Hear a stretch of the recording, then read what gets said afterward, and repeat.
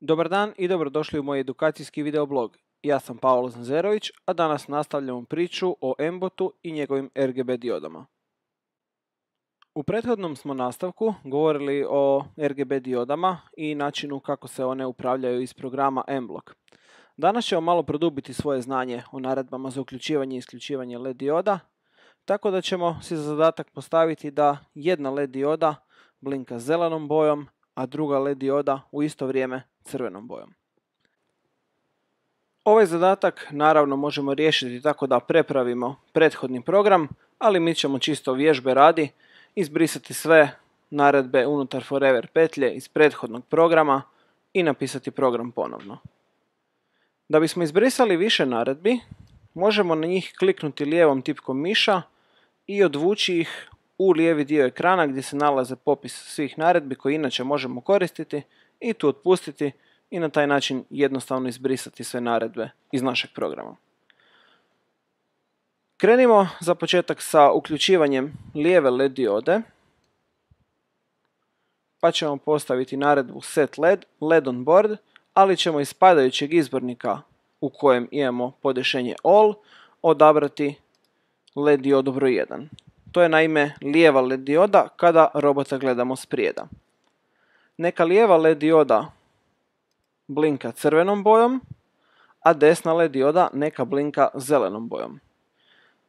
Kako bismo desnu LED diodu uključili na zelenu boju, postavit ćemo još jednu set LED naredbu koju ćemo reći da desna LED dioda, odnosno ona broj 2, ima puni intenzitet zelene boje. Kao i prošlog puta, sačekat ćemo neko vrijeme. Ovoga puta to može biti malo više, recimo 2 sekunde.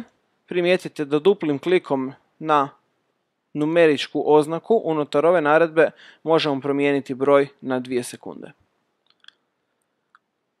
Nakon toga duplicirat ćemo ove naredbe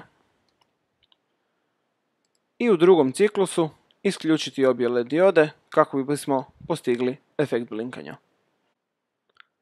Naravno, da vidimo je li naš zadatak uspješno riješen, prebacit ćemo program u M-bota, klikom na Upload to Arduino, počinje kompiliranje, nakon kratkog vremena počet će i program, odnosno proces prijenosa programa u robota i nakon toga pogledajte vašeg robota. Kao što vidite na snimci robota, lijeva dioda blinka crvenom bojom, a desna dioda blinka zelenom bojom.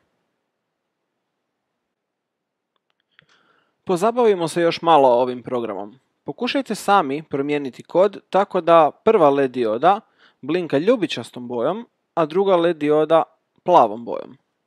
Što mislite? Kako ćemo dobiti ljubičastu?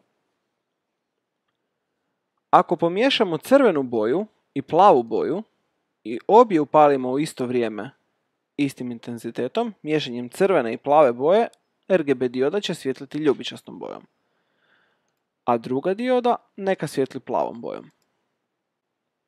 Uploadajte program na vašeg M-bota i pogledajte što se zbiva.